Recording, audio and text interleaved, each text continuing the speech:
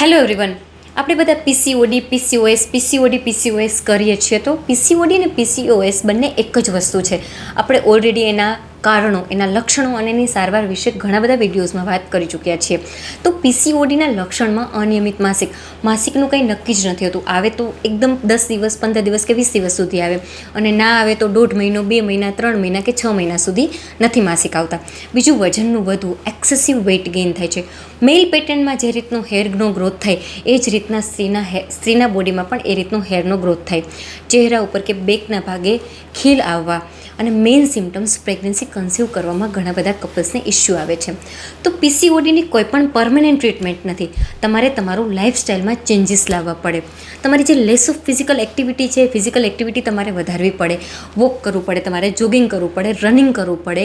કોઈ ટ્રેનર હોય એના અંડરમાં તમારે ટ્રેનિંગ કરવી પડે, મતલબ કે એરોબિક્સ, ઝુમ્બા, યોગા, એક્સરસાઇઝ કે જીમ. ફિઝિકલ એક્ટિવિટી વધારવાના લીધે જે કેલરીઝ બર્ન થશે અને એના લીધે હોર્મોનલ ચેન્જીસ થશે કે હોર્મોનલ ઇમ્બેલેન્સ હોય એ બેલેન્સ થશે.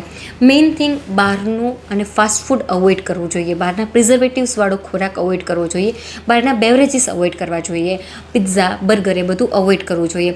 સોલ્ટ, શુગર અને મેંદો, આ 3 પીસીઓડીના જે આપણે કહીએ ને કે આપણા બોડીના દુશ્મન છીએ, એ દુશ્મનથી આપણે દૂર રહેવું જોઈએ. તમે યુઝ કરો પણ એક્સેસિવ અમાઉન્ટમાં નહીં. તમારો ખોરાક તળેલો ના હોવો જોઈએ.